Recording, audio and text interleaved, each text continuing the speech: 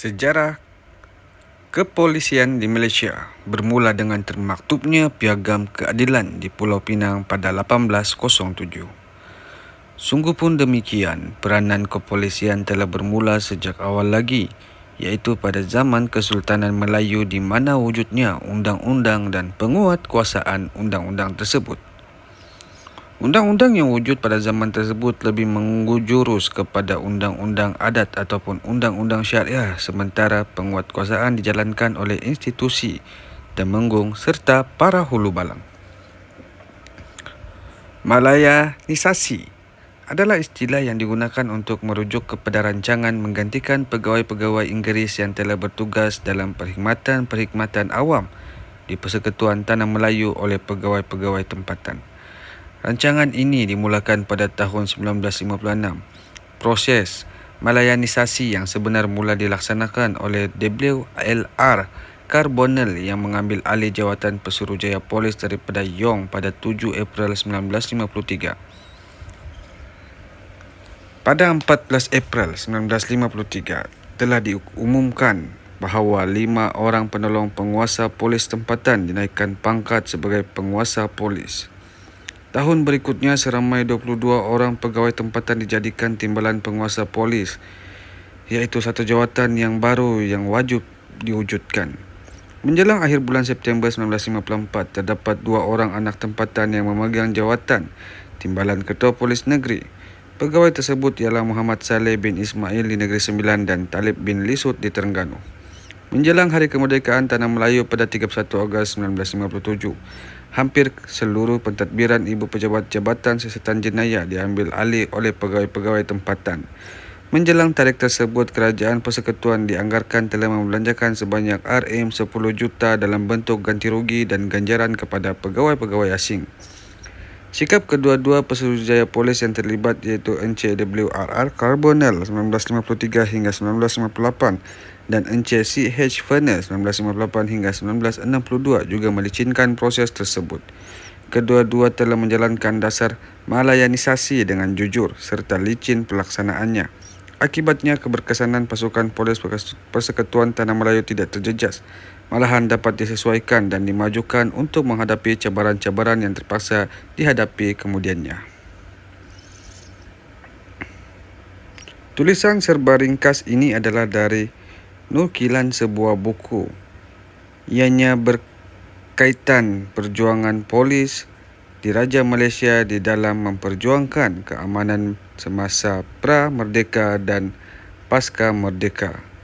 Perjuangan PDRM sudah menjangkau melebihi 200 tahun. Menakjubkan, jadi sama-samalah kita memperingati sejarah ini. Sistem kepolisian yang moden dan teratur di negara ini bermula dengan berkuatkuasanya Charter of Justice di Pulau Pinang pada 25 Mac 1807. Piagam tersebut menjadi asas kepada peraturan dan undang-undang yang jelas kepada pihak yang dipertanggungjawab menyelenggarakan dan menandakan bermulanya penubuhan pasukan polis pertama yang moden di negara ini. Perkembangan politik dan ekonomi di Tanah Melayu telah membawa perubahan pada pasukan polis. Sistem kepolisian di negara ini telah beberapa kali mengalami perubahan sehinggalah membawa kepada penyatuan pentadbirannya di bawah panji-panji Polis Diraja Malaysia pada 16 September 1963. Selepas Tanah Melayu bebas dari pemerintahan Jepun pada 1 April 1945, pasukan polis negeri-negeri Selat, pasukan polis negeri-negeri Melayu bersekutu dan pasukan polis negeri-negeri Melayu tidak bersekutu telah digabungkan di bawah pasukan polis Malayan Union di mana pemerintahan pasukan berpusat di Kuala Lumpur. Pada tahun 1948, pihak komunis telah melancarkan pemberontakan bersenjata dengan tujuan untuk menubuhkan sebuah republik komunis di Malaya. Bagi menghadapi ancaman itu, kerajaan telah mengisytiharkan darurat pada 15 Jun 1948.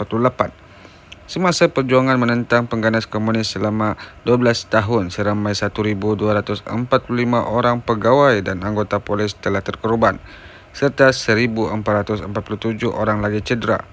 Berpunca daripada tindakan berani anggota polis ini, seramai 5.711 orang pengganas telah dihapuskan dan 1.289 lagi berjaya ditawan.